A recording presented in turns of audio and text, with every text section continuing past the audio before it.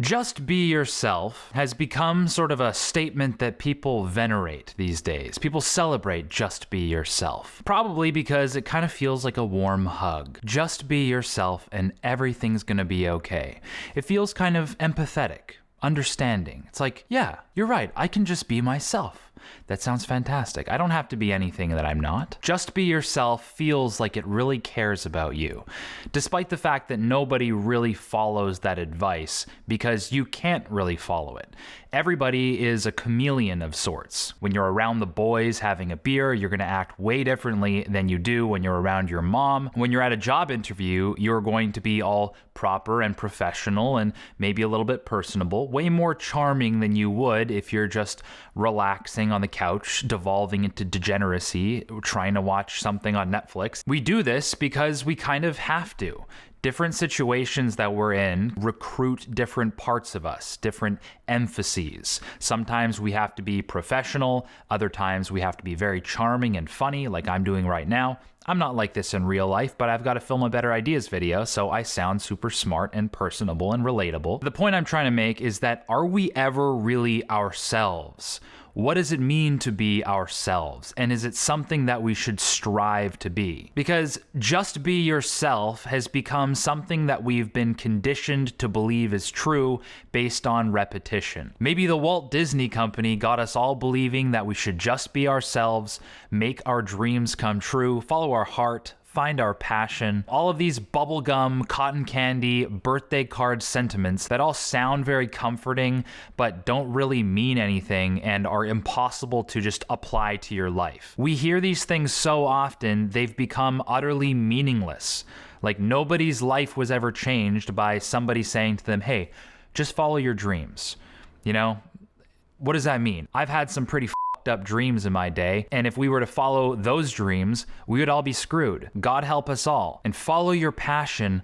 Like most people that you talk to have no idea what their passion is. They have things they're interested in, probably a bunch of things they're interested in, but there's a lot of pressure in like, oh, find your passion and everything's going to work out. There's a lot of pressure in that because people get analysis paralysis. They have no idea which passion to pick. What's going to be the one thing that makes everything make sense? And again, I think that we tend to agree with these taglines, not because they're particularly instructional, but because they sound like they mean well. They're very easy to swallow. It's never challenging or uncomfortable to believe that the answer to all of our problems is to just be more of ourselves, whatever that means. But I think that just being yourself is inherently a defeatist statement, because just implies that yourself is something to just be. It's a reality to regress back to.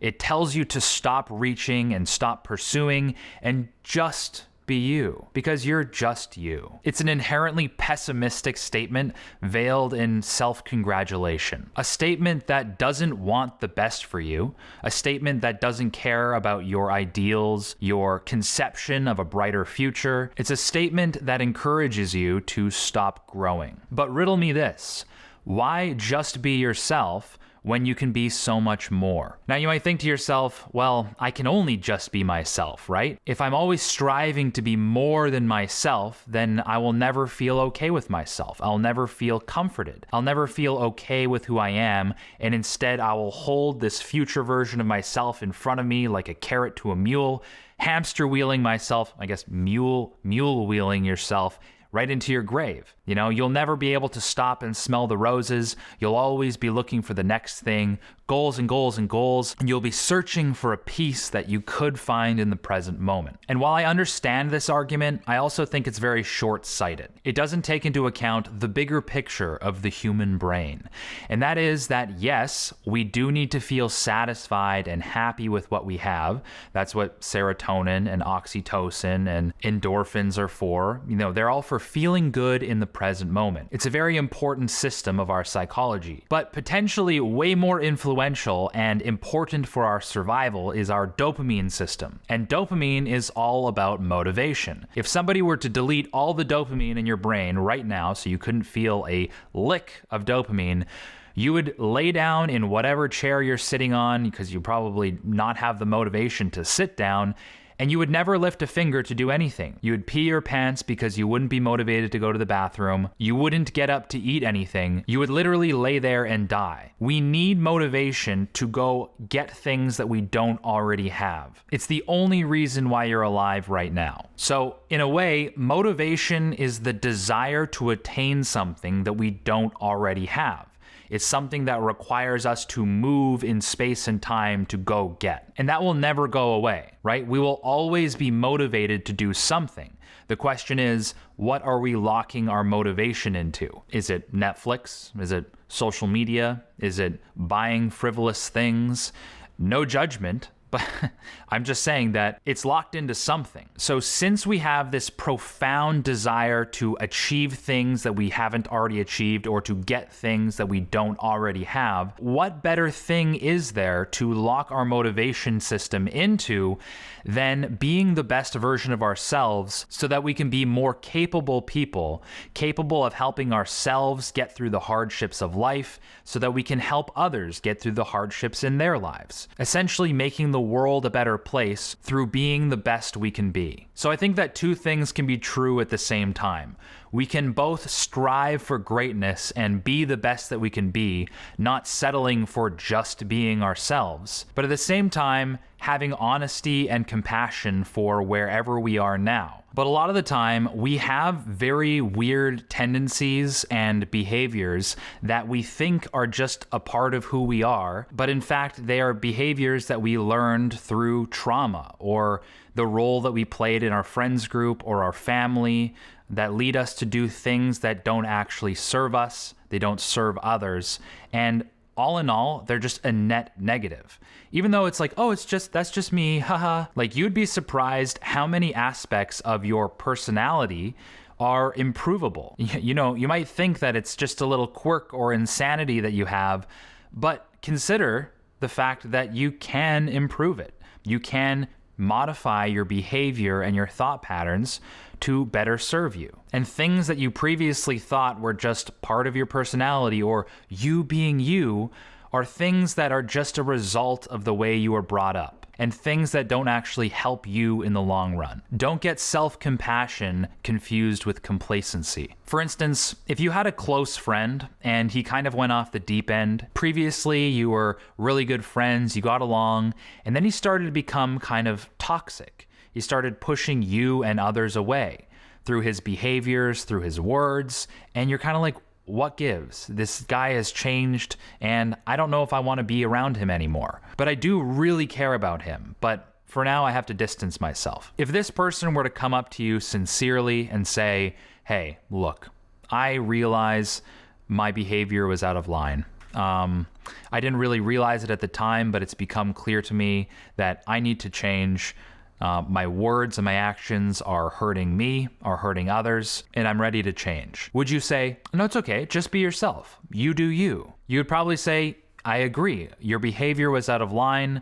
I'm so glad that you can see that. And since I care about you, I really want to help you be the best version of yourself so that you can serve yourself better and, get along with everybody, right? I want you to be the best you can be. And it's funny because loving that person isn't just permitting them to do their thing and be who they are and whatever. That's complacency. Since you care about that person, you want to help them be the best version of themselves. I truly believe that we need to treat ourselves like this. We need to treat ourselves like we have inherent dignity, like we're on our own side and we want the best for ourselves. And a lot of the time, we don't treat ourselves with the dignity that we deserve. Our behaviors and our actions, or maybe habits or ways of thinking or thought patterns that we've had since the dawn of time, as long as we can remember, are proving with time to not serve us, to be destructive. Maybe we learned these tendencies through childhood and they're just a part of who we are, but they're leading us to the brink of doom. We gain no traction in our lives. Like, nothing's working. Should we just be ourselves then? So ask yourself, are you living a life that reflects your inherent dignity? Are your thoughts, behaviors, and habits serving you? Who do you ideally want to be? And what can you do to help you become somebody of strength? And the bizarre thing is, when we start caring more about our future, when we have ideals, when we have something to strive towards, we actually start to become more satisfied with the present moment. And especially when you've been on that path for a little while, you can look to your past and you have a track record of growth. You can be comforted that you've come a long way, and you can be excited and motivated by the person that you're becoming. Self-satisfaction can't exist in a vacuum. It's impossible to shake our concept of the true, the good, and the beautiful. So maybe the answer to life isn't to just be yourself. Maybe the answer is to love yourself enough to become something more. A big thank you to Athletic Greens for sponsoring this video. You guys know that AG1 is by far my favorite supplement on the entire planet. It just makes me feel so good throughout the day, I almost can't believe it. Packed with over 75 vitamins, minerals, whole food source superfoods, and adaptogens in every single scoop, AG1 is like the mother lode of nutrition for your body. And because the ingredients are sourced from real foods, it has a high degree of bioavailability, which means that your body doesn't just urinate it out, it can actually soak in and your body can deploy it in its various systems. So I'd highly recommend joining me in this daily habit that I do every single day that I've been doing for about 2 years. So if you use my link in the description below, Athletic Greens is hooking you guys up with a year's supply of the vitamin D3 and K2 complex, which I also have every single morning, as well as 5 AG1 travel packs with your first purchase. So make sure you take advantage of that offer by clicking on my link in the description below. Join me on the quest for body and mental dominance. And thank you, Athletic Greens, for sponsoring this video. If you liked this video, then actually hit the like button, because that's always a huge help. It helps the video rank better. It shoves my bald head into other people's homepages, helping them out, which helps me out. So it's a win-win for everybody. If you're lurking here and this is the billionth time that you've seen my face or watched one of my videos, consider subscribing. I don't think it does anything. I don't know. Maybe the algorithm likes it or something. Other than that, thank you so much for watching, and we'll catch you in the next video.